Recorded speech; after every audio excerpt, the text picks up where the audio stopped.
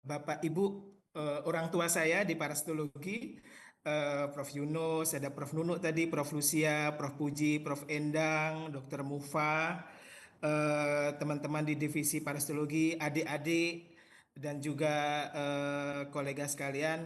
eh, Pada kesempatan hari ini kita akan ber-sharing aja sih sebenarnya, sharing dari apa yang sudah kita kerjakan di laboratorium, yang mungkin lebih ke arah penyakit-penyakit yang common kita temui di lapangan gitu terkait dengan flea dan tick-borne patogen. Dan juga di sini mungkin untuk adik-adik saya lebih mengarahkan nanti ke bagaimana sih kita mengidentifikasi flea atau tick gitu ya, sehingga nanti ketika adik-adik koleksi sampel gitu bisa lebih aware lagi untuk melakukan identifikasi, terutama yang tick ya, yang tick kadang karena itu hampir mirip tapi sebenarnya itu berbeda gitu ya. Mungkin selama ini kita mengidentifikasi pokoknya Boopilus gitu, pokoknya Rhizopalus gitu, tanpa mungkin adik-adik mengetahui sebenarnya ada sih karakter-karakter yang memang itu harus dilihat untuk mempertimbangkan spesiesnya apa gitu. Baik, perkenalan mungkin dulu buat untuk adik-adik tadi mungkin sudah dikenalkan oleh Prof Yunus, tadi sempat ngilang, saya nggak tahu kenapa tiba-tiba hang laptop gitu. Jadi saya peneliti di BRIN, peneliti ahli utama, dan memang berkecimpung di parasitologi, dan bergabung dalam kelompok penelitian zoonosis, vektor, emerging dan re-emerging. Baik, sebelum kita ini gimana caranya ya? Terlalu ini. Nah, mungkin akhir-akhir ini kita dihebohkan gitu, bukan dihebohkan. Ada berita terkait dengan penyakit yang namanya severe fever with thrombocytopenia syndrome gitu. Jadi demam disertai dengan trombositopenia yang berat gitu. Dan ini memang disinyalir oleh penyebabnya adalah vektor, yaitu caplak gitu, caplak. Nah, seperti yang disampaikan tadi sempat di-spill oleh Dr. Mufa. Jadi kemarin saya bulan Juni kemarin sempat ke Thailand karena mengikuti training epidemiologi di sana. Dan kebetulan pada waktu kita berkumpul gitu ada teman yang cerita gitu bahwa setidaknya ada 2 orang meninggal dunia di Thailand pada kesempatan itu sekitar tanggal 20 Juni gitu, 20 Juni 2025 kemarin, yang memang disinyalir dan confirm diagnosa bahwa yang bersangkutan adalah terkena severe fever thrombocytopenia syndrome virus gitu. Jadi 2 orang, yang satu itu masih ada relatif, masih ada hubungan keluarga di kedua orang tersebut. Dan jadi ketika akhirnya kita berdiskusi, bercerita gitu dengan teman di Thailand, kira-kira apa sih yang terjadi gitu. Nah, ternyata memang mereka orang yang meninggal ini dia itu mempunyai anjing 4 ekor anjing, yang 3 anjing di rumah, satunya itu anjing liar gitu, dan dia itu sering memeluk anjingnya gitu ya. Ya seperti itu, dekat sekali dengan anjingnya, padahal anjingnya itu banyak sekali caplaknya gitu ya, banyak sekali caplaknya, sehingga pada waktu itu akhirnya ketika pas hari dia demam, setelah demam itu pertama masih demam tinggi, tetapi dia sadar, tetapi 3 hari kemudian korban mulai kehilangan kesadarannya gitu. Korban mulai kehilangan kesadarannya setelah 3 hari demam itu, menjadi lemah dan tidak bisa bicara setelah 3 hari demam itu. Nah, baru kemudian dibawa ke rumah sakit dalam kondisi yang sudah parah, dan akhirnya yang bersangkutan meninggal dunia gitu. Nah, sejak saat itu kemudian tim epidemiologi setempat memiliki memiliki inisiatif untuk karena setelah didiagnosa sebagai SFTS virus gitu, sehingga mereka punya gambaran bagaimana kalau melakukan investigasi gitu ya, sehingga sekitar tanggal 24 sampai tanggal 27 Juni itu mereka melakukan investigasi lumayan intensif dari radius antara 100 sampai 1 kilometer. Mereka menyisir dari rumah korban itu dan mengambil caplak yang mereka temui, baik itu dari ayam, baik itu dari sapi gitu ya. Kemudian di lapangan juga mereka mengambil dan melakukan deteksi gitu. Tapi sejauh ini saya masih belum dapat informasi bagaimana deteksi untuk ke arah vektornya. Namun mereka firm bahwa yang bersangkutan itu memang meninggal karena SFTS ini gitu ya, yang memang secara teori dan secara ilmiah itu telah dibuktikan bahwa si Hematocephalus longicornis ini merupakan vektor utama dari penyakit ini gitu. Nah, ketika kemudian kita lihat di beberapa literatur, ternyata penyakit ini sudah lumayan cukup lama, yaitu pada tahun 2011 itu sudah dilaporkan di Cina, kemudian berkembang ke Korea, Jepang, Vietnam, Taiwan, Pakistan, ya, Myanmar, dan Thailand. Nah, ini menurut beberapa ahli ini ada hubungannya juga dengan migrasi burung gitu. Jadi si caplaknya itu juga dibawa oleh burung. Jadi migrasi burung itu mempunyai korelasi positif terhadap penyebaran penyakit ini gitu. Dimana selain di human, virus ini juga ditemukan di anjing ya, di anjing. Sehingga beberapa studi akhirnya mulai lebih serius untuk mengidentifikasi dari atau untuk menginvestigasi dari penyakit ini. Nah, ini literatur yang menandakan bahwa migrasi burung dari Cina ke Korea ke Thailand itu berkorelasi positif terhadap penyebaran dari penyakit ini. Nah, ini data yang saya peroleh ketika kemarin mengikuti e-commerce. Ada seorang pembicara dari Korea dan memang beliau ahli di dalam penyakit ini.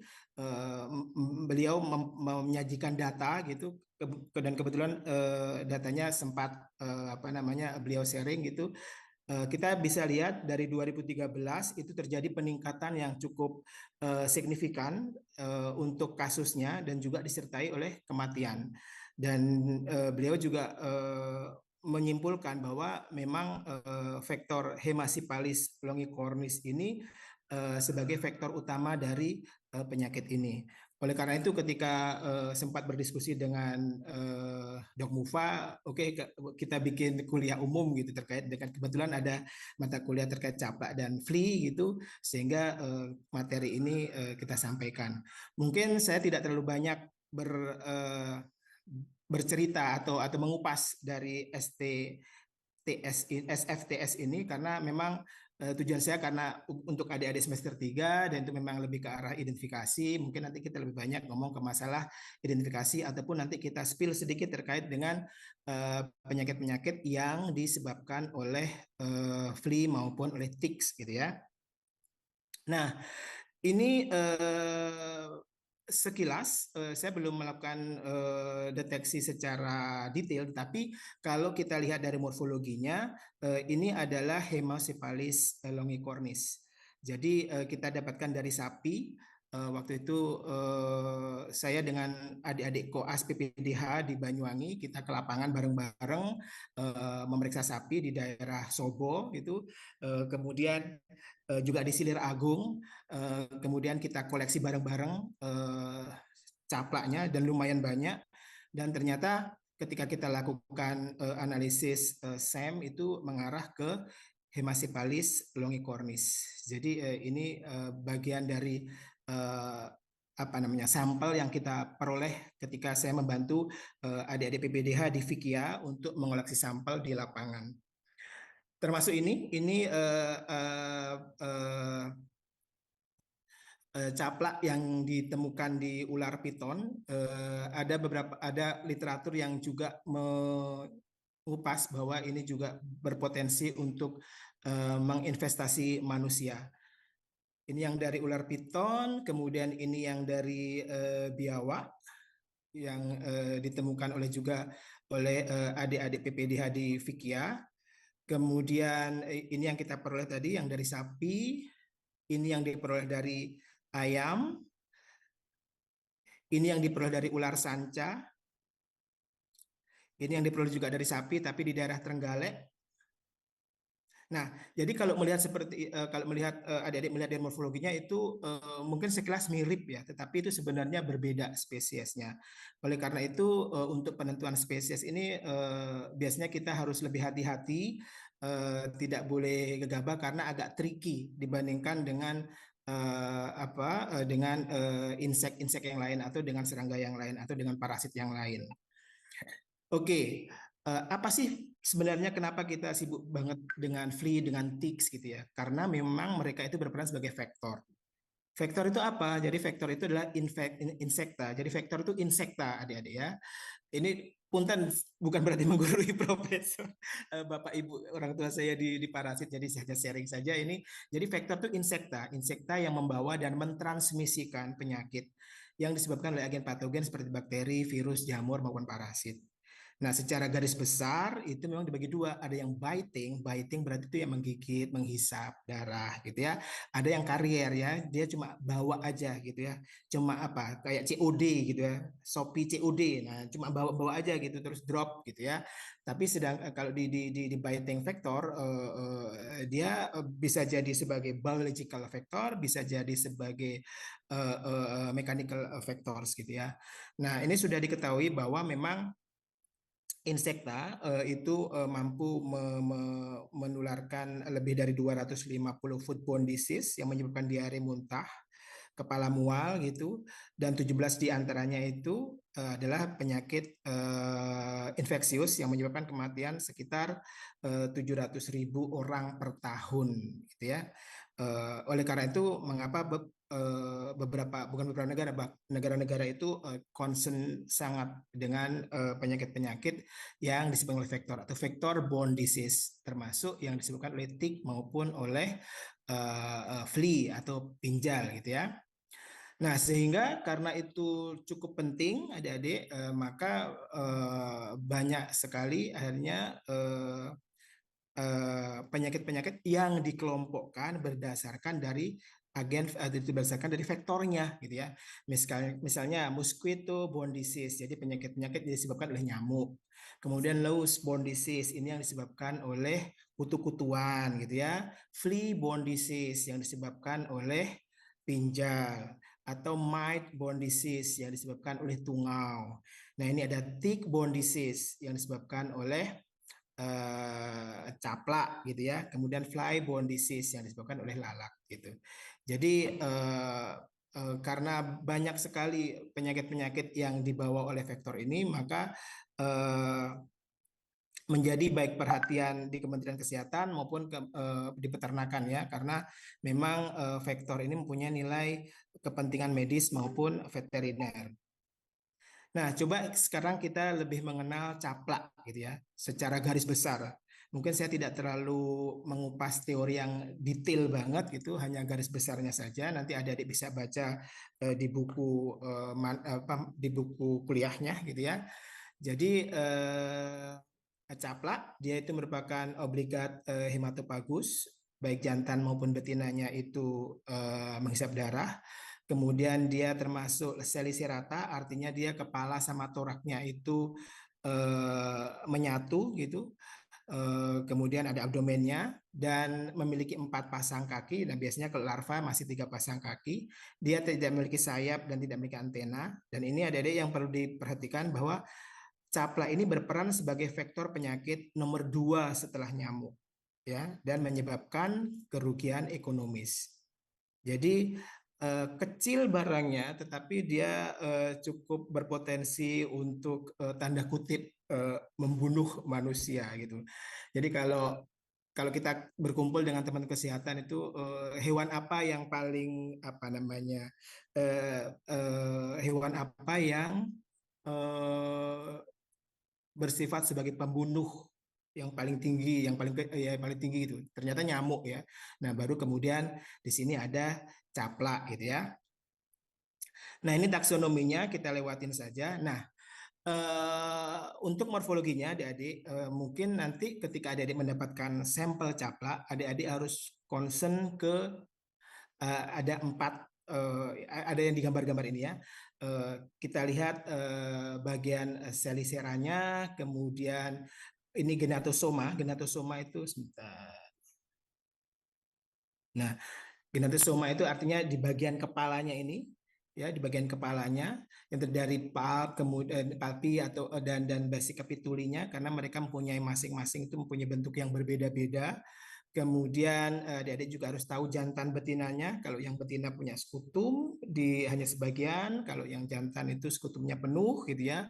Ada tidak vestonnya di caplak tersebut gitu ya. Kemudian terkait dengan anal groove-nya seperti apa. Nah, hal-hal tersebut yang harus menjadi concern adik-adik ketika melakukan identifikasi nantinya ya. Nah, ini ukuran caplak in general ya. Kalau kalau masih dalam bentuk larva ya lebih kecil gitu ya. Jadi panjangnya itu sekitar 3,2 mm, kemudian ini tingginya sekitar 1 mm gitu ya. Jadi seperti ini morfologi atau karakteristik dari ukuran caplak in general pada umumnya. Oke. Nah, ini siklus hidupnya. Siklus hidupnya ini termasuk caplak termasuk yang serangga yang mempunyai metamorfosa yang sempurna, yaitu mulai dari telur, kemudian dari larva, dari larva kemudian jadi nimpa, nimpa baru kemudian menjadi dewasa, ya. Jadi ini siklus hidupnya, di mana siklus hidupnya itu kita bisa bagi menjadi dua, adik-adik. Ada yang dia melibatkan beberapa host, lebih dari satu host. Ada yang memang dari telur, dari larva sampai nimfa, kemudian sampai dewasa, dia ada di satu host, ya, seperti ini. Misalnya kalau hyaloma itu biasanya melibatkan 3 host, sedangkan kalau Lepiscipalus itu melibatkan hanya satu host gitu ya. Oke, ini perbedaannya. Jadi kalau caplak itu ada yang hard tick, ada yang soft tick gitu ya adik-adik. Jadi ini perbedaan secara general tentang habitatnya, kemudian hostnya, kemudian adult feedingnya seperti apa gitu. Kemudian kawinnya seperti apa, kawinnya di mana gitu ya. Ada di on host, ada yang di luar hostnya gitu. Kemudian telur yang yang dihasilkan, nimfanya, kemudian daya hidupnya. Nah, masing-masing itu mempunyai karakteristik yang berbeda-beda ya. Nanti adik-adik bisa baca ini, misalkan habitatnya kalau di hard tick itu biasanya ada di outdoor ya, sedangkan kalau yang soft tick biasanya ditemukan di tempat peristirahatan si inangnya gitu ya. Oke, kita lanjut. Nah, kemudian adik-adik juga bisa melihat karakter dari tics-nya itu mana yang dia termasuk yang soft, mana yang termasuk hard. Misalkan kita lihat dari kapitulumnya gitu ya. Nah, kalau di yang hard tick itu memang lokasinya itu di anterior, sedangkan kalau yang soft itu ada di ventral, gitu ya, ada di ventral. Seperti ini ya. Jadi ada di ventral di sini, sedangkan kalau yang hard itu ada di anterior. Oke, kemudian dilihat apakah dia punya skutum atau tidak gitu ya. Karena biasanya kalau yang soft dia itu memang tidak memiliki skutum. Yang skutum hanya dimiliki oleh yang hard, yang apa namanya caplak keras gitu ya. Oke, itu sekilas tentang pengenalan caplak secara singkat gitu ya, briefly gitu. Nah, sekarang coba kita lihat beralih ke flea, ke pinjal adik-adik. Jadi pinjal itu serangga yang holometabola, artinya juga memiliki siklus metamorfosis yang sempurna. Dia biasanya terkompresi secara lateral, jadi agak agak pipih gitu ya, agak gepeng gitu. serangga ini atau flea ini dia tidak memiliki sayap, mulutnya itu digunakan untuk menghisap maupun menusuk. Kemudian terdiri dari sofa itu yang teridentifikasi itu lebih dari 2.500 spesies yang dibagi dalam 244 genus dan 18 family. Kakinya biasanya digunakan untuk melompat. Nah, ini yang penting adalah bahwa semua spesies itu bersifat parasit dan beberapa di antaranya itu berperan sebagai vektor penyakit. Makanya flea itu juga mempunyai nilai kepentingan di bidang medis maupun di bidang veteriner. Nah, ini morfologinya. Saya kira nanti kalau adik-adik punya kucing dan mungkin kucingnya kurang terpelihara dengan baik, biasanya dia mudah terinvestasi oleh pinjal. Ya, ini jadi bagian kepalanya, bagian torak dan bagian abdomennya. Ya. Kemudian di bagian mulutnya, ini kokse, kemudian femur dan bagian tarsusnya. Nah, uniknya pinjal ini dia tuh mampu hidup tanpa makan apapun, adik-adik. Bahkan dilaporkan hingga 38 hari itu dia masih bisa survive gitu. Termasuk yang caplak gitu. Ketika saya bertanya kemarin ke peneliti dari Korea, kalau kita misalkan ke lapangan gitu untuk deteksi virus severe fever thrombocytopenia syndrome itu kira-kira bagaimana treatmentnya? Beliau bilang caplak itu bisa hidup tanpa harus pakai treatment apapun gitu. Jadi beliau menyarankan udah ambil aja taruh plastik, udah nanti kapan kamu mau periksa periksa gitu. Jadi tidak perlu menggunakan diberikan alkohol ataupun diberikan media transport. Jadi hanya diambil dari langsung kemudian ditaruh di ditempatkan di plastik atau di Eppendorf gitu, kemudian nanti baru bisa kita periksa. Oke, demikian buka pinjal ya. Jadi pinjal itu dia mampu hidup tanpa makan apapun. Kemudian ini biasanya juga mereka menginvestasi rodensia termasuk hewan kesayangan seperti kucing gitu ya. Dan menjadi vektor yang berbahaya dan mampu menularkan penyakit ke komunitas baik itu manusia maupun hewan lainnya. Nah, biasanya kepadatannya itu mempunyai korelasi positif dengan prevalensi suatu penyakit tertentu gitu. Misalkan ini saya ambil contoh Trypanosoma lewisi. Nah, ini adik-adik dari siklus hidupnya. Jadi karena dia tadi memiliki metamorfose yang sempurna, satu ekor pinjal betina itu mampu bertelur 25 sampai 40 telur. Jadi totalnya itu sekitar 500 telur per betina. Ini hampir mirip dengan lalat Calliporidé. Sekali bertelur juga seperti ini jumlahnya. Kemudian larvanya instar 1 sampai instar 3 itu berlangsung sampai 10 hari, menjadi pupa sampai dengan 17 hari, kemudian menjadi dewasa 5 sampai 8 hari. Jadi ini hampir sama seperti lalat. Jadi lalat itu kalau kita lihat yang menetas itu betina dulu baru kemudian yang jantan begitu. Ternyata di pinjal juga ternyata pinjal betina itu menetas lebih dahulu dibandingkan dengan yang jantan. Oke. Nah, ini adik-adik, karena tadi sebegitu banyaknya, mungkin kalau kita kenalnya ya pinjal itu Stenospalides felis, Canis, Xenopsila gitu ya, Pulex irritan gitu. Tapi sebenarnya jauh dari itu banyak sekali spesies-spesies yang lain gitu ya. Spesies-spesies yang lain yang mungkin kita temui atau mungkin tidak kita temui. Tapi setidaknya tadi ada sekitar 2.500 spesies, banyak sekali spesies-spesies pinjal dengan keanekaragaman morfologinya. Nah, sekarang pertanyaannya adalah adik-adik, bagaimana kita mengidentifikasi pinjal dan caplak, begitu ya? Yang pertama, memang kita harus koleksi dari inangnya. Setelah kita lakukan berdasarkan dari inangnya, untuk mengkoleksi ektoparasitnya nanti tergantung dari tujuan adik-adik gitu ya.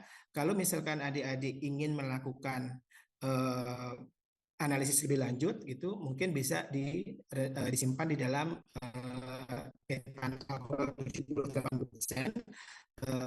Tetapi kalau misalkan tidak untuk itu bisa dilakukan dengan formalin. Tapi saran saya lebih baik menggunakan alkohol atau 70 atau sampai 80% itu akan lebih baik. Karena nanti setelah itu eh, apabila kita perlu kita bisa gunakan untuk analisis molekuler gitu ya. Jadi identifikasinya bisa menggunakan mikroskop. Nah, mikroskopnya biasanya kalau serangga itu menggunakan mikroskop stereo adik-adik ya, bukan mikroskop binokuler yang biasa digunakan untuk melihat slide gitu ya. Jadi mikroskopnya adalah mikroskop stereo. Kemudian bisa juga dari mikroskop ini agar bisa lebih detail lagi untuk melihat karakternya kita lakukan SEM, scanning electron microscope ya. Kita lakukan pengamatan dengan SEM. Kemudian untuk menentukan atau mengkonfirmasi spesiesnya, mungkin kita bisa menggunakan molecular analysis dengan menggunakan primer yang spesies spesifik. Oke, ini mungkin ilustrasi yang apa namanya mudah-mudahan mudah untuk dipahami adik-adik. Jadi kalau kita melakukan koleksi gitu, kita biasanya akan menyisir rambut dari kucing atau dari anjing atau bisa juga kita ambil secara manual, tapi sebisa mungkin pakai sarung tangan di sapi gitu ataupun di ayam gitu. Kemudian kita kumpulkan kita taruh atau kita masukkan ke dalam tabung 70% dengan alkohol, baru kemudian nanti kita amatin menggunakan mikroskop stereo. Nah, bisa juga nanti kalau memang ada ingin tahu secara lebih detail di bagian organnya atau agar ada karakter-karakter itu yang memang tampak lebih jelas, nanti adik-adik bisa lakukan perendaman dengan KUH. Ini pun juga tergantung dari apa namanya, tergantung dari tujuan adik-adik. Kalau misalkan adik-adik ini pengen cepat gitu, mungkin KO-nya bisa direbus. Tapi kalau memang tidak begitu keburu-buru, katakanlah ya udah taruh di KO aja, taruh di ruangan temperatur, gitu ya. Oke. Nah, baru kemudian dilakukan pengamatan secara mikroskop. Nah, ini mikroskop yang kita gunakan biasanya di laboratorium. Ini mikroskop stereo yang biasa. Kalau yang ini adalah mikroskop stereo, tetapi dia ada fasilitas untuk zooming gitu. Jadi ibaratnya kalau kita pakai mikroskop yang smart zoom, namanya ini smart zoom, eh, kita mendapatkan karakter seperti kita melakukan SEM, tetapi sesuai dengan warna originalnya gitu ya. Kalau SEM itu kan nanti jadinya warnanya hitam putih, adik-adik, hitam putih. Tetapi kalau kita menggunakan Zeiss Smart Zoom ini, kita mendapatkan karakter seperti SEM, tetapi itu warna orinya gitu ya. Ini yang biasanya saya pakai untuk di laboratorium yang ada di lab di BRIN ya, di Cibinong. Oke. Nah, berikutnya tadi setelah kita lakukan stereo, kalau kita ingin tadi lebih detail lagi, kita bisa melakukan analisis menggunakan SEM.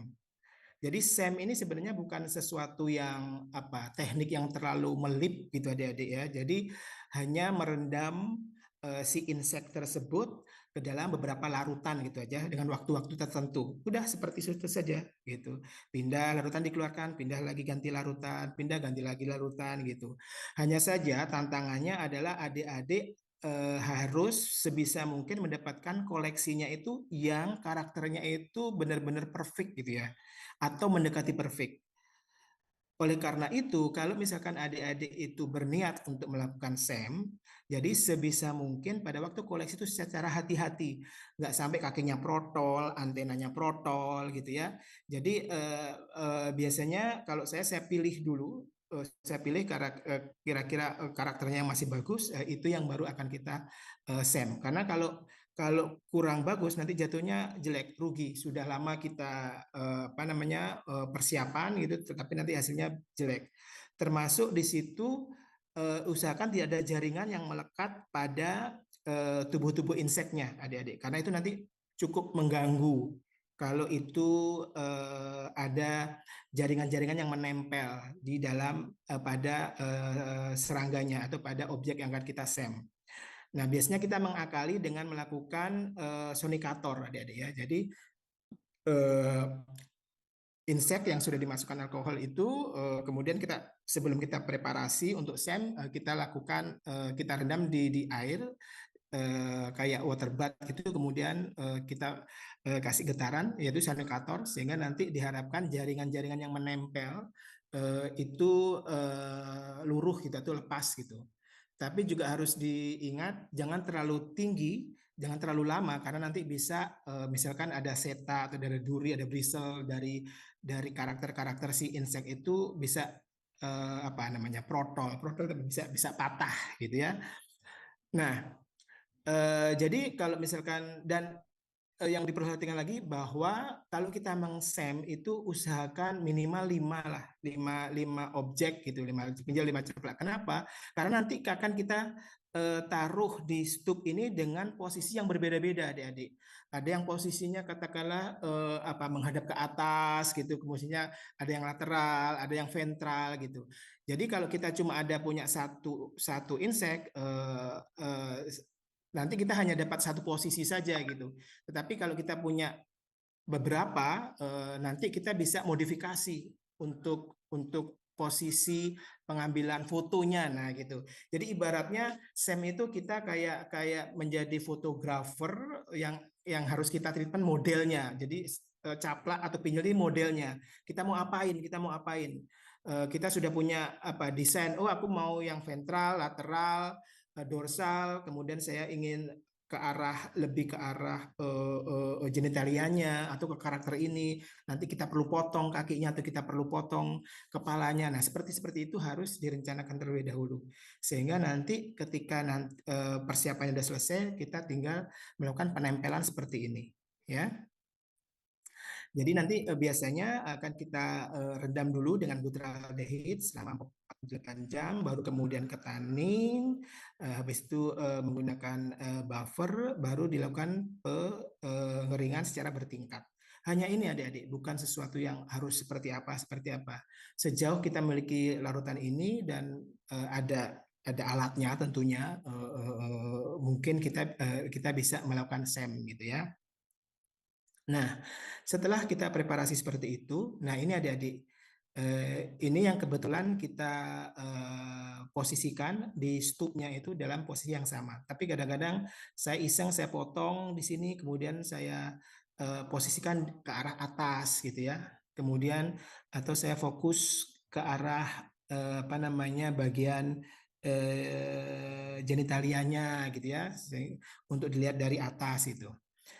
Nah, mungkin yang mahal adalah setelah dipreparasi seperti ini, kita lakukan coating. Coatingnya menggunakan emas atau bisa menggunakan yang lainnya sebenarnya. Ada satu lagi bahan yang non emas itu juga bisa. Nah, setelah kita coating, baru kemudian si sampelnya itu yang sudah kita masuk ini namanya ditempelkan ke stup gitu, baru kita masukkan ke dalam logam dan ini dimasukkan ke dalam mesin. Nah, ini kebetulan mahasiswa dari Vikia yang mendapat kesempatan untuk melakukan penelitian di BRIN. Jadi dia bisa akses untuk melakukan analisis sendiri gitu ya. Jadi dimasukkan ke SEM sehingga nanti kita bisa ukur apa namanya pinjalnya, kemudian posisi mana yang akan kita utamakan gitu ya. Nah, ini semua terkait dengan karakter dari insek apa yang akan kita tuju gitu ya, Adik-adik. Nah, oke, tadi sudah stereo, udah SEM, nah sekarang molekuler. Nah, molekulernya itu cukup mempunyai banyak keuntungan. Di samping kita bisa mengetahui jenis dari spesiesnya itu apa, kita juga bisa mendeteksi kira-kira si spesies ini dia itu bawa agen patogen apa, gitu ya. Sehingga dengan satu ekstraksi DNA yang sama, kita bisa gunakan berkali-kali untuk analisis plasmodium, untuk analisis trypanosoma, untuk analisis rickettsia, untuk analisis si caplaknya sendiri, si pinjalnya sendiri gitu. tergantung dari primer apa yang akan kita lakukan gitu, apa yang akan kita deteksi gitu.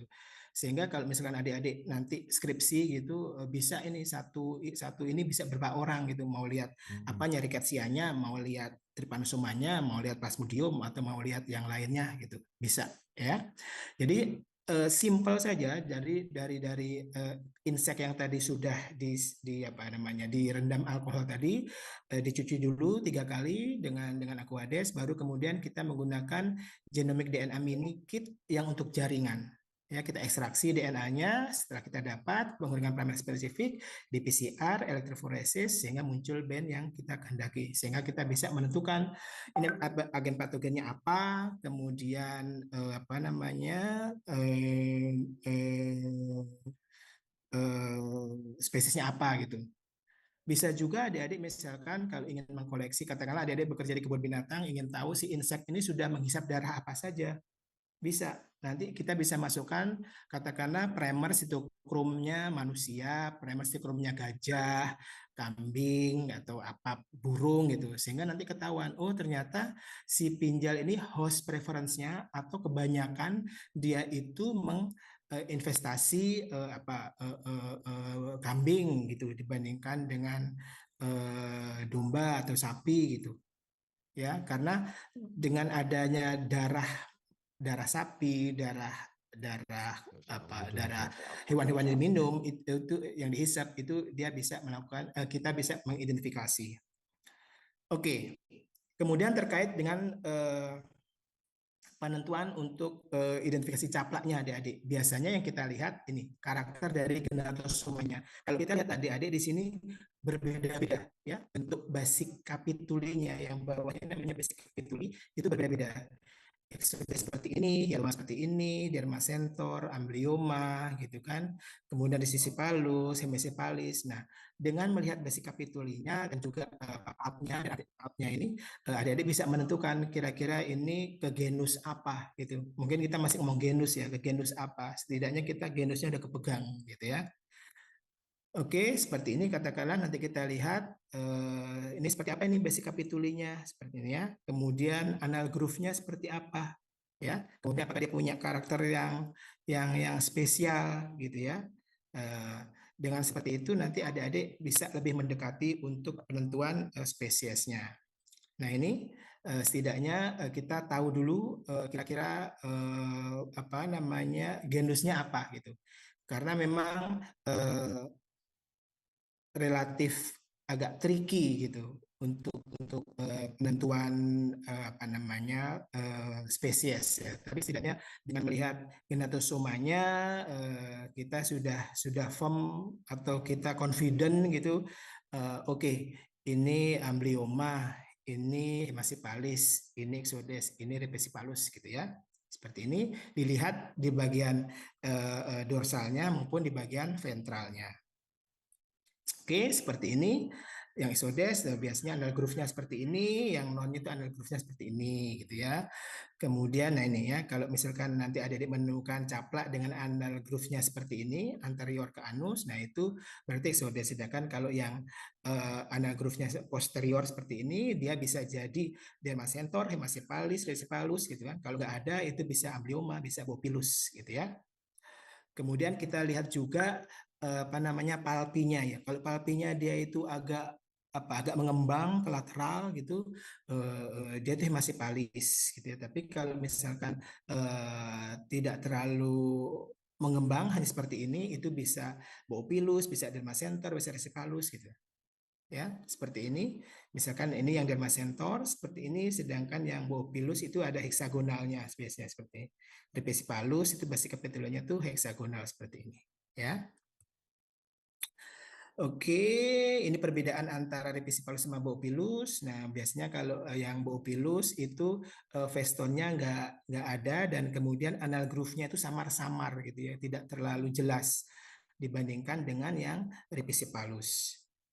Oke, seperti ini.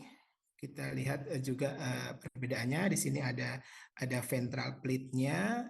Nah, kemudian kita lihat juga dari genatosomanya, adik-adik, kalau yang tadi sudah basic capitulenya ya. Kalau yang palpusnya itu lebih panjang daripada basic capitulanya dan kemudian segmen nomor 2 itu juga panjang, nah dia mengarah ke amblioma gitu ya. Tapi kalau misalkan palpus sama basic capitulanya itu hampir sama panjangnya dan kemudian segmen keduanya juga pendek, itu bisa mengarah ke vena censor, hematocephalus maupun rhepesipalus gitu ya. Seperti ini kita lihat skutumnya. Nah ini artikel-artikel papnya itu menjadi beberapa artikel gitu. Jadi kalau seperti ini mungkin kalau gambar gampang ya, tapi mungkin pada waktu pemeriksaan di mikroskop itu yang menjadi tantangan gitu. Nah, jadi itu untuk apa namanya yang pinjal, yang caplak. Kalau yang pinjal adik-adik mungkin concernnya ke komnya. Komnya itu kayak kom itu sisir ya, jadi kayak model kayak sisir. Nah, adik-adik nanti lihat apakah ini sebenarnya petanya lumayan besar. Kemarin saya coba untuk ambil satu-satu, tapi kelihatannya nggak mencukupi. Tapi nanti kalau adik-adik butuh, saya bisa sharing petanya yang besar ini karena gambarnya lumayan jelas gitu ya. Jadi untuk kunci identifikasi itu sangat amat friendly gitu ya, gampang sekali. Yang pertama kita tentukan apakah si caplaknya, si pinjalnya itu punya genal dan pronatal com gitu ya. Seperti ini, punya enggak dia? Dan baru kemudian kita lihat posisinya seperti apa, jumlahnya seperti apa gitu. Kemudian ikutin karakter spermatikanya seperti apa sehingga nanti mengarah ke suatu spesies tertentu. Kemudian kita itu kalau yang punya apa namanya genal sama pronatal com. Kalau yang tidak punya dua-duanya, nah nanti ada bisa ngikutin di sini. Oh, tidak punya berarti apa? Oh, mungkin dari Bristol okularnya, dari apa? Dari seta yang atau Bristol yang ada di matanya, apakah di depan atau di bawah gitu ya. Kemudian spermatikanya seperti apa? Kemudian apa namanya karakter yang lainnya seperti apa gitu sehingga nanti mengarah ke suatu spesies tertentu. Kemudian ada juga pinjal itu yang dia hanya memiliki pronatal com aja. Ini bukan pronatal com aja gitu ya. Nanti adik-adik tinggal ngikutin ya apakah durinya itu apa namanya melengkung, bukan melengkung, apa namanya baris jajarannya itu apakah rapat atau agak jarang-jarang gitu-gitu ya. Nanti adik-adik bisa ngikutin dengan melihat foto-foto ini sehingga adik bisa mengarah ke suatu spesies tertentu dengan amat sangat mudah gitu ya. Oke, itu yang pinjal. Misalnya kita melakukan identifikasi Xenopsilathiopis. Ini Xenopsilathiopis itu tricky, maksud saya itu hampir mirip sekali dengan Pulex irritan, gitu ya. Jadi pengalaman adik-adik di Vikia itu mereka yakin bahwa apapun yang dari tikus itu adalah Xenopsilathiopis. Nah, ketika kita lakukan analisis PCR ternyata ada beberapa yang negatif gitu. Jadi B-nya tidak muncul ke Xenopsila. Nah, itu bisa jadi adalah spesies yang lain.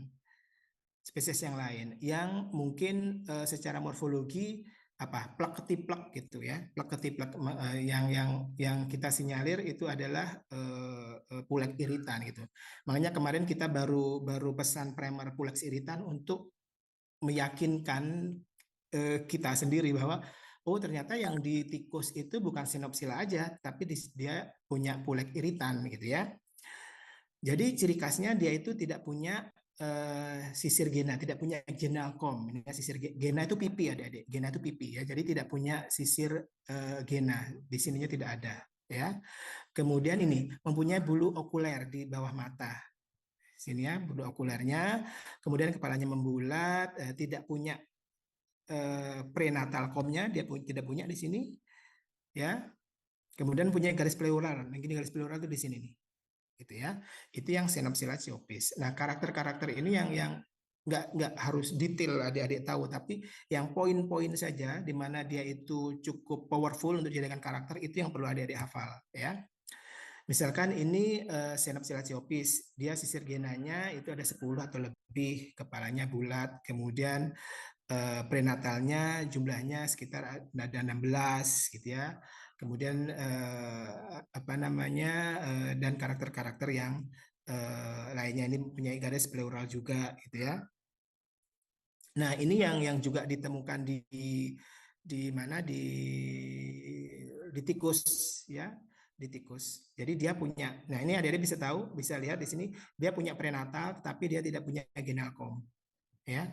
Dia punya sisir 12 mata sisir tapi dia tidak punya gena. Ini didapatkan di tikus di daerah Demak kalau nggak salah kemarin ya. Nah, ini yang Xenopsila canis, ini yang Pulex irritan. Nah, nanti dengan apa? Dengan melihat karakter-karakter itu adik-adik bisa bisa melakukan identifikasi dengan bagus. Contoh ini ya, kita kasih contoh ini yang kemarin apa namanya? Kita belajar bareng dengan adik-adik IPDH di Vikia ketika mendapatkan caplak pada ular ya, pada ular piton. Nah, kita waktu itu belum tahu kira-kira ini spesiesnya apa. Kemudian kita ambil sampelnya, kemudian kita lihat. Yang pertama, dia punya skutum atau tidak. Oh, punya. Berarti dia bisa jadi yang Exodes gitu ya, yang bagian ke family Exodi gitu ya. Baru kemudian kita lihat dia punya veston atau tidak gitu. Oh, ternyata punya veston, berarti dia bukan Exodes, dia termasuk yang mana namanya capla yang lain gitu. Kemudian kita lihat palpinya. Palpinya seperti apa? Oh, palpinya itu ternyata yang kedua itu lebih panjang gitu kan. Kemudian bentuk basic kapitulnya seperti ini. Oh, dia mengarah ke amblioma, dia tidak mengarah ke hemesipalis, gitu ya. Kemudian dari sini kita lihat dia punya mata atau tidak. Gitu. Oh, dia nggak punya mata, dia berarti varanense. Kalau dia punya mata berarti hilvolum. Nah, langkah-langkah seperti itu adik-adik yang harus adik-adik perhatikan ketika melakukan identifikasi. Jadi bukan berdasarkan tebakologi, tebak-tebakan gitu ya, tebakologi. Oh ini, tapi ketika ditanya kenapa kamu mengidentifikasi seperti itu, adik-adik nggak bisa jawab gitu. Tapi kalau adik-adik itu melakukan identifikasi berdasarkan seperti ini, step, itu nanti kalau dosen, Bapak Ibu dosen bertanya, adik-adik bisa menjelaskan dengan confident. Karena punya ini, nggak punya ini, ada ini, nggak ada ini, gitu ya. Nah, ternyata ini adalah Amblyomma helvolum yang ditemukan pada ular sanca, sedangkan yang ini ditemukan pada biawak. Biawak. Tapi yang teman-teman kakak-kakak kelas yang PPDH yang di Vikia yang angkatan barusan ini kemarin juga mendapatkan isolat dari ular dan mereka ada dua-duanya. Jadi mereka apa sih ular itu terinvestasi oleh dua-dua dua campak ini, baik Helvolum maupun Varanense. Jadi itu cukup menarik juga itu ya. Atau kemudian adik-adik bisa melihat lagi lebih detail ke arah genatosomanya dalam kondisi ventral gitu ya. Karena itu dari larva, ninfa, kemudian dewasa itu mereka memiliki perkembangan adik-adik. Dan itu nanti akan terlihat jelas kalau adik-adik itu melakukan SEM. Nanti ada kelompok larva, ada kelompok nimfa, ada kelompok dewasa. Itu kita akan bisa melihat perbedaan dari perkembangan masing-masing pulpnya. Ini ya. Oh, ada yang apa namanya tajinya ini, spur itu taji ya. Pulp di tajinya tuh besar gitu, sedangkan di sini tuh kecil gitu ya. Kemudian ini lebih melebar, yang di sana tidak. Ini tajinya tuh tajam besar, ini agak runcing gitu. Ternyata yang lainnya tidak. Nah, dengan melihat seperti itu, adik-adik nanti bisa melakukan identifikasi gitu ya. Termasuk ini yang kemarin kita pakai untuk melakukan identifikasi caplak pada ular dan biawak kemarin. Jadi kita pakai kunci ini sehingga ada di PPDH itu confident untuk memberikan nama spesies pada sampel yang mereka temukan gitu ya. Harapannya ya nanti mereka bisa menjawab ketika ujian kenapa spesiesnya itu oh ternyata A B C D E gitu karena mereka sudah mengikuti apa namanya alur ketika mereka melakukan identifikasi.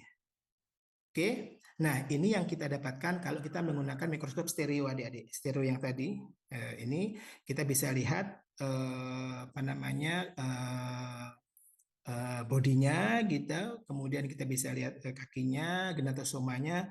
Hanya saja mikroskop yang awal, yang stereo biasa itu memang tidak begitu tajam, ya. Kadang-kadang karena dia tidak bisa mengkompres dari apa namanya, dari citra atau dari gambar yang mereka dapat. Kalau kita fokuskan yang di atas, berarti yang di bawahnya blur. Kalau kita fokuskan yang di bawah, berarti yang di atas blur gitu ya. Sehingga gambarnya diperoleh seperti ini. Nah, ini juga dari mikroskop biasa yang ada di Viki ya. Ini kita ambil pada waktu itu kita dapatkan sampel dari apa ini dari kucing. Kemudian ini yang diperoleh dari tikus, di mana ini kelihatan sekali ini orbital bristlenya yang merupakan salah satu ciri khas dari Xenopsila chyopis. Dia tidak punya genal comb, dia tidak punya prenatal comb juga. Nah, kalau ini adik-adik yang digunakan menggunakan stereo zoom tadi itu, mikroskop stereo zoom. Ini lebih jelas lagi. Kenapa? Karena dia akan mengambil beberapa macam, katakanlah kita ketika mengambil gambar ini kita menentukan batas atas dan batas bawah. Jadi batas bawah diblurkan, kemudian batas atas diblurkan gitu. Sehingga dari atas bawah dan atas itu katakanlah mereka punya berapa si mesinnya itu si mikroskopnya itu merekam sekitar berapa 100 foto katakanlah. Nah, nanti 100 foto itu dikompres sama dia. Seret dikompres sehingga nanti hasilnya itu baik yang atas maupun yang bawah itu sama-sama fokus gitu ya. Nah, bagusnya mikroskop stereo ini apa namanya seperti itu ya yang zoom stereo zoom ini. Jadi makanya gambar yang kita peroleh itu mirip dengan gambar yang ada di SEM, tetapi ini kita dengan warna aslinya gitu ya, dengan kondisi aslinya dari sampel tersebut ya. Ini misalkan ini yang Xenopsila chyopis, ini yang Hemasipalis longicornis gitu ya. Nah, seperti ini yang Xenopsila, yang Stenus pallidus, kemudian ini yang masih Hemasipalis dalam posisi yang ventral gitu. Sehingga nanti kalau melihat seperti ini, adik-adik akan jauh lebih mudah untuk melakukan identifikasi. Kemudian kita bisa lihat kakinya gitu, ini kakinya pinjal, ini kakinya si caplak gitu ya. Seperti ini. Kemudian kita bisa fokuskan ke arah genatosomanya, apa betul si palpi nomor 2 itu lebih panjang daripada palpi nomor 3 gitu, daripada nomor 1. Itu nanti akan terbukti ketika kita melakukan pengamatan di bawah mikroskop gitu ya, menggunakan stereo zoom ini. Oke, nah kalau ini yang hasil dari SEM adik-adik, dari hasil SEM ini kan kalau 3 berarti dia larva ya, larva. Kemudian kita bisa fokus lagi ke arah anusnya. Oh ternyata anusnya itu yang mungkin hanya terlihat cuma kecil, ternyata dia ada durinya gitu ya. Yang mungkin dari duri-duri ini bisa menjadi karakter dari suatu spesies tertentu gitu ya. Kemudian kita lihat ini yang larva, dalam bentuk larva ternyata memang belum ada apa namanya perkembangannya itu si genatosomanya itu memang masih belum sempurna katakanlah ya. Ini yang dari arah dorsal, ini yang dari arah ventral. Kemudian ini yang limpanya yang sudah berkaki 4. Nah, ini ketahuan anal groove-nya seperti ini. Kemudian dari apa namanya explore atau taji-tajinya ini nanti adik-adik juga bisa melakukan identifikasi. Nanti dilihat yang ada di diktat itu benar-benar plek ketiplek gitu ya. Kalau kita punya diktatnya itu kunci identifikasinya plek ketiplek dalam bentuk tajinya yang dari koksinya ini ya. Oke, ini yang dari nimfa hemasipalis. Nah, ini sudah mulai ada apa perkembangan yang sudah bagus. Ini yang bagian dorsal, ini yang bagian ventral. Kemudian, nah ini adik-adik juga bisa melihat seliseranya dengan jelas. Ini ya, ini yang buat nusuk itu seperti ini. Ini seliseranya seperti ini, ya, dari nimfa longicornis. Kemudian kita juga bisa melihat sebenarnya hipostomnya yang itu seperti apa sih? Nah ternyata indah sekali adik-adik ini. Bentuknya itu cakep gitu ya. Jadi kita nggak mengira ternyata di sini ada duri-durinya juga gitu ya. Kemudian morfologinya itu segitu detail gitu ya. Makanya kalau sudah seperti ini mungkin bagi kita yang beriman kita memang makin bertakwa gitu ya karena Tuhan itu sebegitu kompleksnya menciptakan makhluknya gitu ya seperti ini. dengan fungsi yang segitu detail gitu ya. Nah, misalkan dari setanya aja dari sini, ternyata setanya itu bukan hanya cuma duri saja, ternyata duri-durinya juga ada cabang duri-durinya juga gitu ya. Nah, ini kita kadang-kadang kita harus berpikir kenapa diciptakan seperti itu ya, fungsinya apa gitu gitu. Mungkin mungkin nanti itu ada bahasan lebih lebih lebih lanjut lagi yang membuat kita oh ternyata seperti itu gitu ya. Oke, nah ini adik-adik kalau kalau apa namanya, saya lupa namanya ini apa ya. Kenapa caplak itu lengket sekali kalau kita ambil ya? Karena dia punya seperti ini, seperti punya telapak, kemudian dia punya kait juga gitu.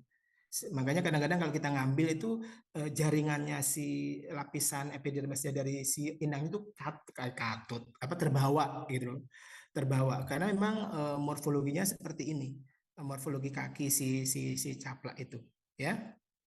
Nah, ini dalam kondisi ketika dia menghisap, ini yang saya ambil dari ini kalau kita lihat ini kayak Hello Kitty ya, kepala kayak kepala Hello Kitty gitu.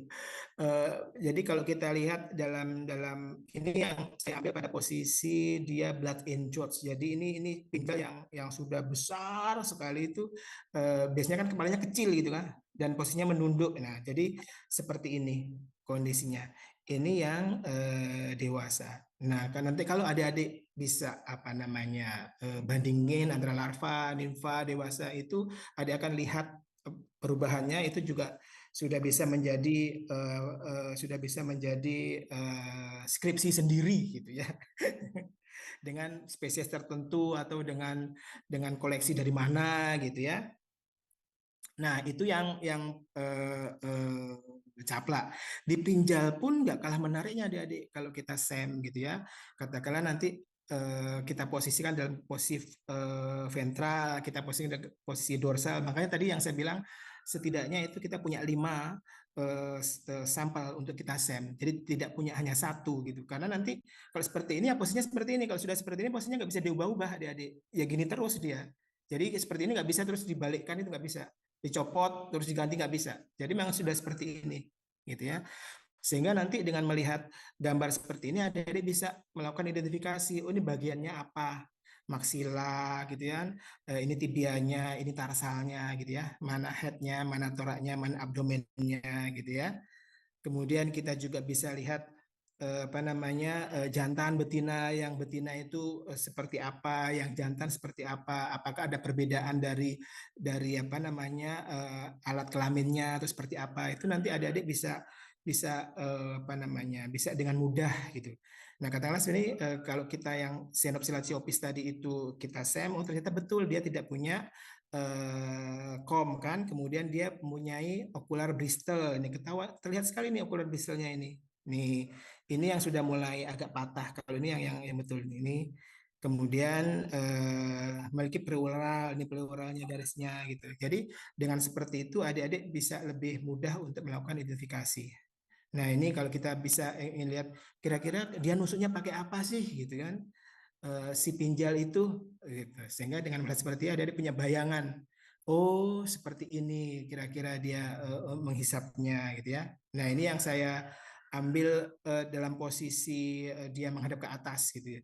Jadi seperti ini bentuknya. Jadi memang pada waktu meletakkan si pinjalnya itu dalam dalam posisi memang menghadap ke atas sehingga ketika diambil dengan mikroskop itu kita memang benar-benar dapat gambar ini ya depannya gitu ya. Nah ini juga gambar dari maksilanya gitu ya. Nah ini bahkan kita bisa lihat adik-adik kulitnya si pinjal itu seperti apa sih? Mungkin seperti biasa, tapi kalau kita besarkan gitu, oh ternyata kulitnya seperti ini ya, kan durinya gitu ya. Kemudian ini yang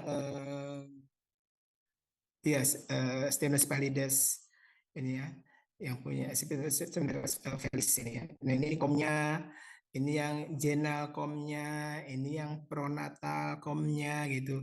Nah ternyata ini ada antenya adik-adik yang mungkin mungkin adik-adik nggak tahu ternyata si pinjal itu ada antennya. Jadi antenanya itu jadi kayak kayak apa ya? Kayak spion gitu ya.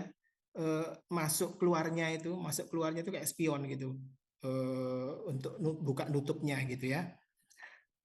Nah, kemudian kita bisa lihat, oh ini yang jantan itu ternyata genetnya kompleks sekali seperti ini dibandingkan yang betina. Yang betina cuma seperti ini, yang jantan tuh oh, ada epigidiumnya, ada aedaegusnya gitu kan. Kemudian ada dorsal ananya dan macam-macam gitu. Nah, dengan seperti ini ada bisa bisa lebih apa namanya lebih lebih mudah untuk memahaminya gitu ya. Nah, kemudian secara molekuler kita tadi yang saya sampaikan kalau memungkinkan kita mendapatkan primer yang spesies spesifik untuk Xenopsila katakanlah, untuk Stenosis pallidus, Felis, Canis gitu, untuk Pulex irritan gitu. Sehingga nanti dari hasil ekstrak DNA tadi kalau kita lakukan ekstraksi ternyata kalau memang dia itu Xenopsila cyopis dia akan muncul seperti ini dan DNA. Jadi kita confirm, kita yakin bahwa memang secara spesies dia adalah Xenopsila cupis dan bukan Pulex irritan. Di mana yang saya sebutkan tadi Pulex sama Xenopsila itu karakternya itu hampir mirip gitu ya. Nah, nanti kalau nggak muncul, oh berarti dia Pulex irritan atau yang lainnya gitu. Makanya kita perlu menggunakan primer yang spesifik yang jenis yang lain gitu ya. Nah, terus tadi sudah saya sempat spill bagaimana kita melakukan identifikasi patogen dari vektor tersebut gitu.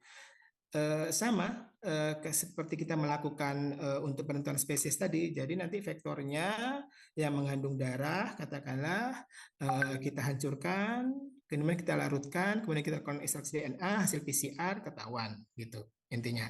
Atau apabila misalkan adik-adik itu ke lapangan, kemudian tidak bawa alkohol, tidak apa-apa gitu, itu kalau pinjal sama sorry, kalau pinjal sama capla itu mungkin bisa kita ambil, kita bawa gitu ya, kita taruhkan di individu plastik seperti ini.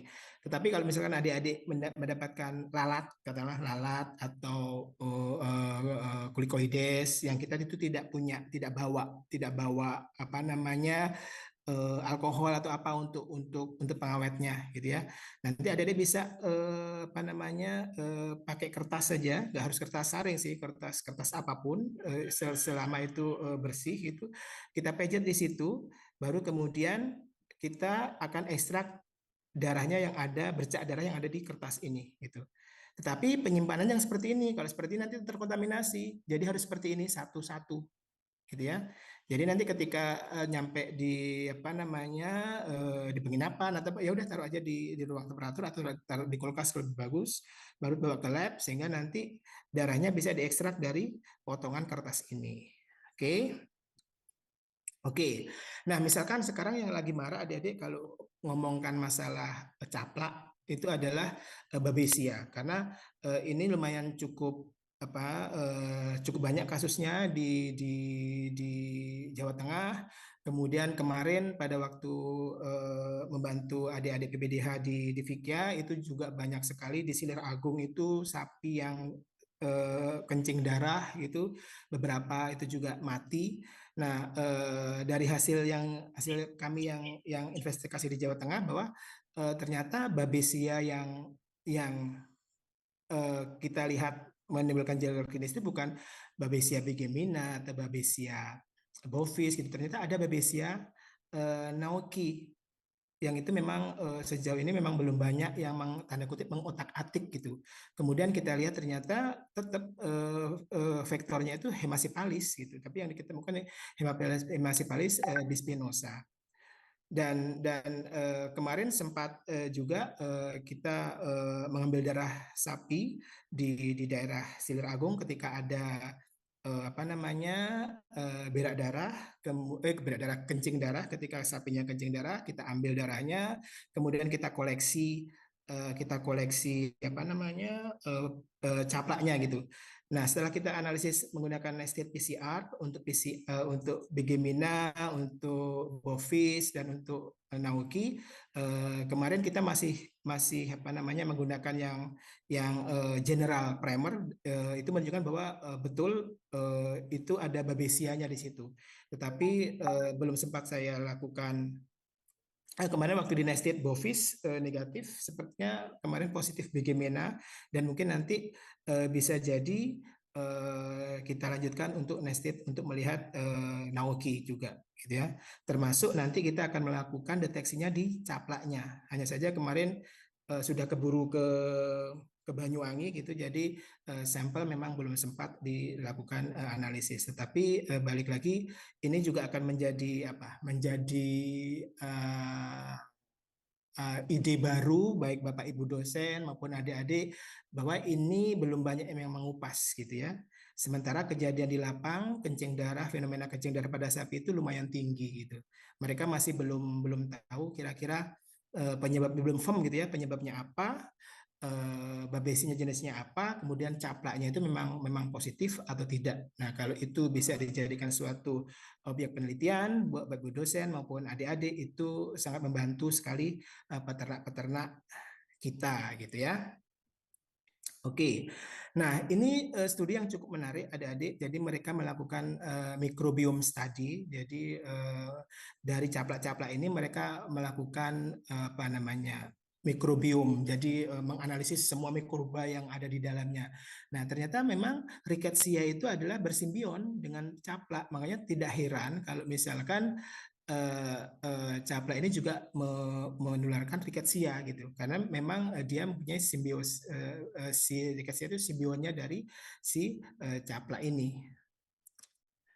Oke, nah itu tadi kita sudah cerita penyakit yang ada di capla ya. Sekarang kita move ke penyakit yang disebabkan oleh yang dibawa oleh si pinjal. Banyak sekali yang dibawa oleh pinjal, termasuk rickettsia. Kemarin kita menemukan dari tikus-tikus yang kita ambil di Banyuwangi itu ternyata rickettsia-nya juga lumayan kita deteksi.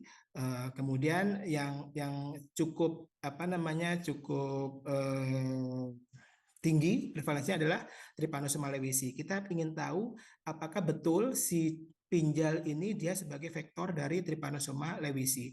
Studi ini belum banyak yang mengupas. Kalau kita lihat di literatur sejauh ini baru ada dua literatur dan satu kemarin apa namanya mahasiswa Fikia yang melakukan analisis ini. Jadi Trypanosoma lewisi sebenarnya dia itu hanya menyerang tikus saja, tapi dengan adanya climate change dan perubahan segala macam sehingga dia spill over, jumping gitu ke manusia yang menyebabkan namanya atypical human trypanosomiasis. Ya, biasanya dia lebih banyak terjadi pada balita karena caplak si pinjalnya ini menggigit apa namanya balita yang sedang tidur gitu ya. Sementara yang dewasa itu jarang, ada tetapi jarang. Kemudian protozoa ini berkembang dalam tubuh tikus dan dia ditularkan oleh Synopsilla karena dia sebagai siklal vektor ya. Nah, pendengkaan diagnosisnya itu biasanya mengeluas darah, tetapi kita akan coba bisa nggak dideteksi dari pinjalnya gitu ya. Itu sebelum ke sana ini ada juga studi yang dilakukan kolega kami di BRIN, Ibu Diah Sawitri. Beliau ingin melihat apa karena kalau kita ketahui sekarang fenomena penduduk Indonesia untuk mempunyai pet animal itu tinggi gitu ya, terutama kucing gitu ya. Nah, sementara problemnya di problem yang di kucing itu banyak terinvestasi oleh pinjal. Nah, Ibu Diah ini membandingkan kira-kira pinjal ini lebih banyak yang dalam kondisi seperti apa sih statusnya gitu. Untuk di ruangan, apakah dia lebih banyak di outdoor atau di indoor atau mix gitu. Nah, ternyata memang pinjal lebih banyak ditemukan di outdoor. Kemudian Ibu Diah juga ingin melihat apakah dari status migrannya seperti apa kucingnya itu.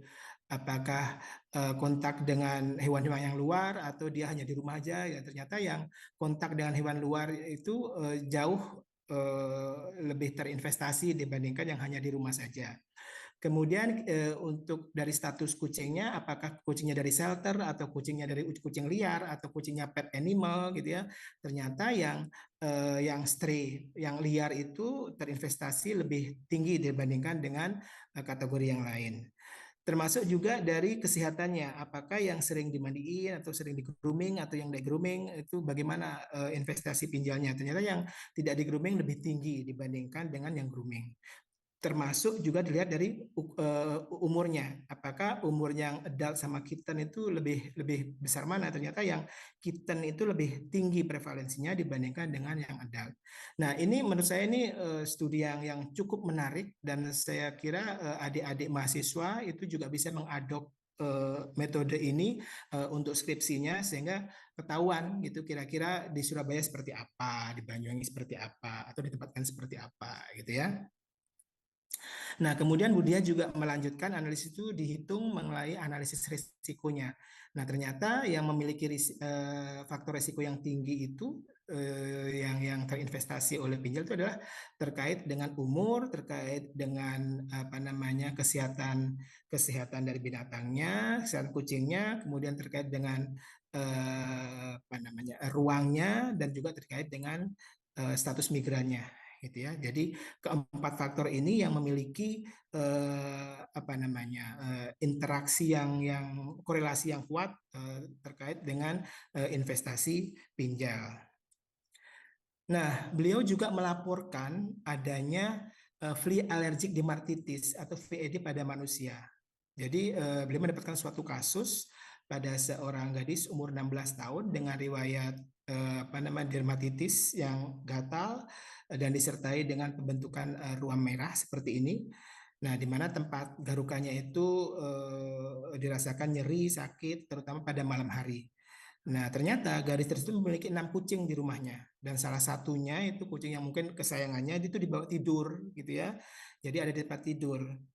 Nah, sebenarnya eh, kucingnya itu sudah dipindahkan ke apa namanya ke rumah yang baru gitu. Tapi eh, eh, gadis ini tetap tetap apa namanya merasa gatal, tidak reda gatalnya ya. Kemudian dibawa ke dokter kulit. Nah, hasil dari dokter bahwa gatal tersebut didiagnosa bahwa itu karena investasi pinjal.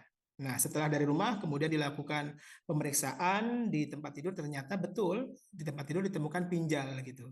Sehingga ketika dilakukan pemeriksaan secara mikroskopik terdeteksi, teridentifikasi bahwa pinjal yang ditemukan di tempat tidur itu adalah Xenopsila felis gitu ya.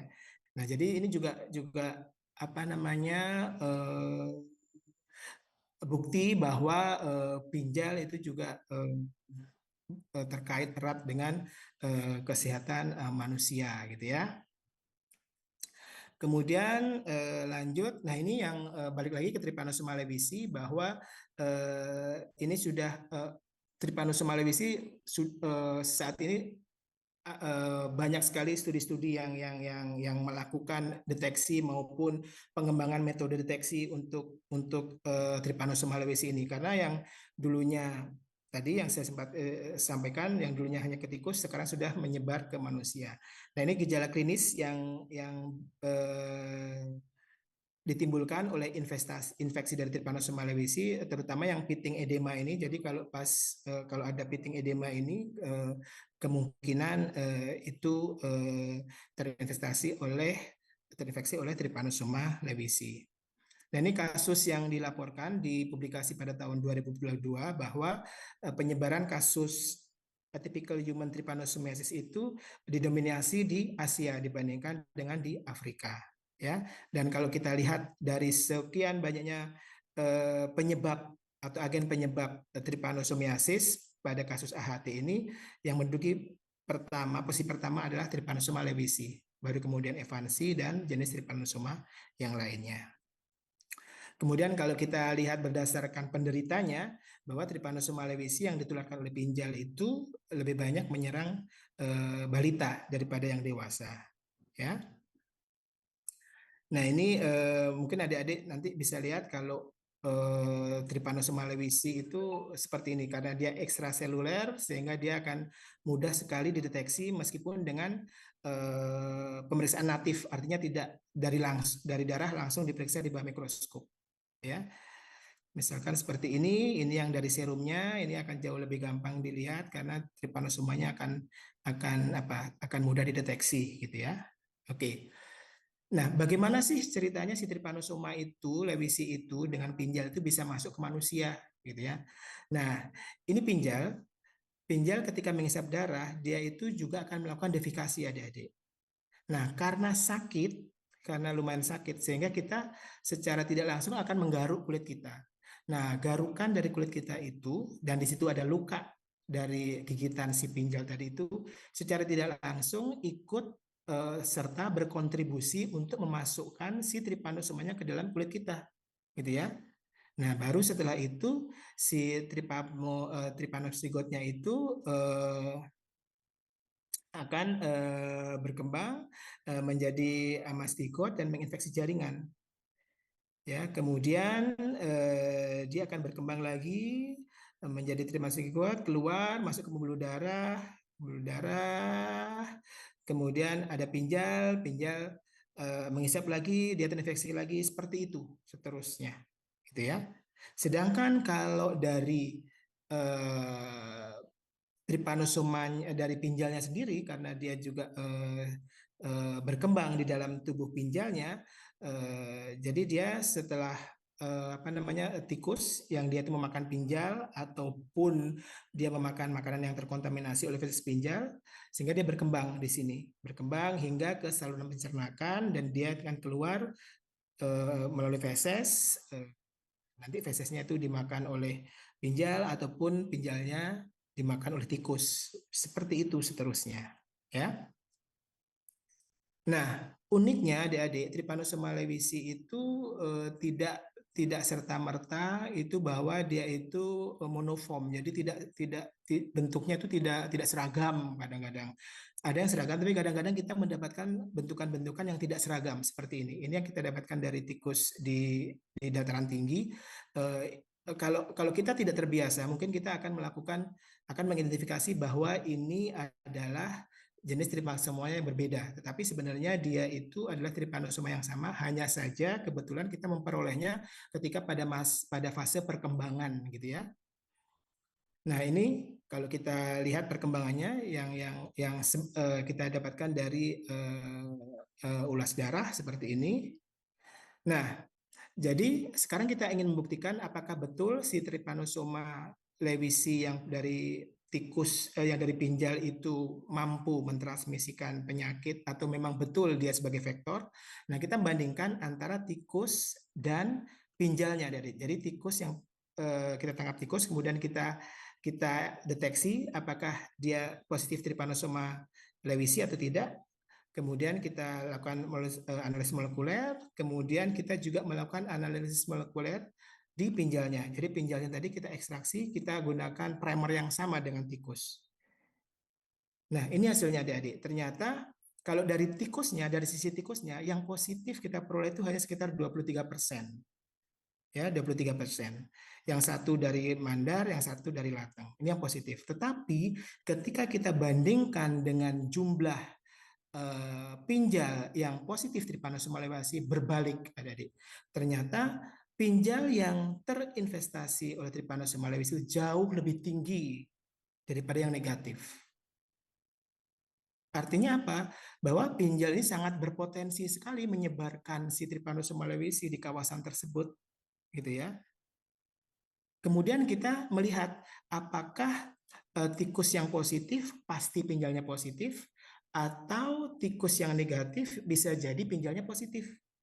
Nah, kita kawinkan dari data molekuler yang pada pinjal kita kawinkan dengan data molekuler yang ada pada tikus gitu. Nah, nanti hasilnya kita bisa lihat di belakangan. Nah, ini yang ada yang saya bilang bahwa tidak banyak studi yang melakukan apa namanya analisis molekuler Trypanosoma lewisi di pinjalnya. Ini hanya sejauh ini kita hanya mendapatkan berapa ini tiga literatur ini. Yang berhasil dia cuma 5 dan 5-5-nya positif. Ini memang tidak bisa kita jadikan patokan ya. Cuma mungkin yang di Vietnam ini 88, yang di Venezuela 95. Ini kita bisa lihat bahwa memang betul pinjal yang positif itu tinggi untuk di Vietnam, tetapi di Venezuela pinjal yang positif itu rendah gitu. Tetapi yang studi yang kita lakukan di Vikia, kita lihat bahwa ini pinjalnya gede sekali, jumlah prevalensinya 71, sedangkan tikusnya itu hanya 23,68%. Artinya peran pinjal ini untuk menularkan si trypanosomiasis itu tinggi sekali, adik-adik. Nah, ini kita bandingkan, ini pinjal, tikusnya. Kita bisa lihat ternyata pinjal negatif, tikus negatif, ternyata ada pinjal positif, tikusnya negatif, pinjal positif, tikusnya positif, gitu-gitu ya. Kemudian kita kawinkan data-data tersebut. Nah, terlihat sekali dari grafik ini, adik-adik, bahwa pinjal yang tikus yang negatif dan pinjal yang positif itu presentasinya jauh lebih tinggi dibandingkan dengan tikus positif pinjal positif atau tikus positif pinjal negatif. Ini lagi-lagi membuktikan bahwa peran pinjal itu dalam penularan sebagai vektor itu cukup signifikan di suatu daerah tersebut, gitu ya. Jadi ini juga merupakan studi yang menarik. Mungkin adik-adik juga bisa jadikan ide nanti ketika melakukan skripsi untuk melihat fenomena ini. Nah, ini mungkin slide terakhir. Untuk membuktikan itu, saya mencoba membedah si pinjalnya itu. Jadi pinjalnya saya bedah, kemudian saya ambil apa namanya saluran pencernakannya, kemudian saluran pencernakannya saya bedah, kemudian saya lakukan pewarnaan GEMSA. Ternyata betul ini saya dapatkan dari tikus yang positif. Tikus positif ternyata pinjalan juga positif di sini. Ini juga apa namanya, alhamdulillah dapat itu. Padahal waktu itu saya bedanya pakai mikroskop yang jadul gitu ya di UI. Ternyata ketika kita lakukan pewarnaan ternyata betul bahwa si pinjal ini dia betul membawa trypanosoma. Oke, saya kira itu dari adik-adik. Satu lagi nih slide terakhir. Nah, ini yang apa namanya yang sangat disayangkan sebenarnya story ini bahwa pada waktu kita melakukan surveillance tikus, ini kita melakukan pemasangan tikus di rumah seorang nenek-nenek yang sakit gitu. Nenek ini sakit, jadi dia tidak bisa bangun dari tempat tidurnya, jadi putranya hanya mengirim makanan gitu, dan dia hanya tinggal di satu ruangan kecil, menyatu dengan kamar mandi, dan rumahnya itu dekat dengan bantaran sungai gitu. Nah, setiap kali kita melakukan trapping di sana, kita bisa bilang 80% tikusnya itu adalah positif Trypanosoma lewisi. Nah, kira-kira seminggu kita trapping, nenek ini meninggal. Hanya saja kita tidak mempunyai otoritas untuk mengambil darah sang nenek, sehingga kita tidak tahu apakah neneknya itu juga terinvestasi atau terinfeksi oleh Trypanosoma lewisi gitu. Jadi ini mungkin kesalahan dari suatu desain penelitian yang mungkin kita tidak sangka gitu. Kalaupun kita bisa bekerja dengan dokter umum katakanlah atau dokter manusia, mungkin kita bisa telusuri bahwa betul mungkin si nenek itu terinfeksi oleh Trypanosoma lewisi gitu. Tapi setidaknya dari sini kita ketahui bahwa Trypanosoma lewisi itu cukup perlu diperhatikan gitu ya, terutama di pinjalnya. Karena kalau dari tikusnya, kalau Trypanosoma lewisi itu sudah menginfeksi tikus, nanti tikus akan eh, membuat pertahanan, memproduksi antibodi blastin namanya, sehingga nanti dia bisa membunuh si Trypanosoma lewisi itu. Nah, si blastin ini bertahan atau dia itu bisa diproduksi seumur hidup kayak kita kena cacar gitu. Makanya biasanya Trypanosoma lewisi itu kita tidak temukan di tikus-tikus yang besar, tapi kita temukan di tikus-tikus yang kecil. Karena tikus-tikus yang besar kemungkinan dia sudah mempunyai antibodi. Sehingga meskipun di tikus yang negatif, tetapi bisa jadi pinjalnya positif, gitu ya. Karena meskipun nanti dia menginfeksi si tikusnya, karena si tikusnya punya blastin, sehingga Trypanosoma lewesnya udah mati. Tetapi si pinjalnya, karena dia itu vektor biologis, dia akan tetap di situ. Nah, dari hasil penelitian tadi terbukti bahwa meskipun tikusnya positif, tetapi pinjalnya itu tetap aja negatif. Meskipun tikusnya negatif, tetapi pinjalnya itu masih banyak yang positif gitu. Mungkin itu yang bisa apa namanya menjawab kenapa fenomena itu kita peroleh dari hasil hasil investigasi yang membandingkan antara tikus dengan pinjal itu terkait dengan investasi dari Trypanosoma lewisi. Oke, saya kira itu dari saya, Prof. Yunus. Saya tidak menyimpulkan, tetapi nanti mudah-mudahan dari sini ada ide-ide buat adik-adik yang apa namanya yang akan melakukan penelitian ataupun adik-adik mulai bisa berhati-hati ketika melakukan identifikasi baik itu pada pinjal maupun pada caplak. Matur nuwun. Ya, Assalamualaikum warahmatullahi sangat wabarakatuh. amat menarik ini. Karena di samping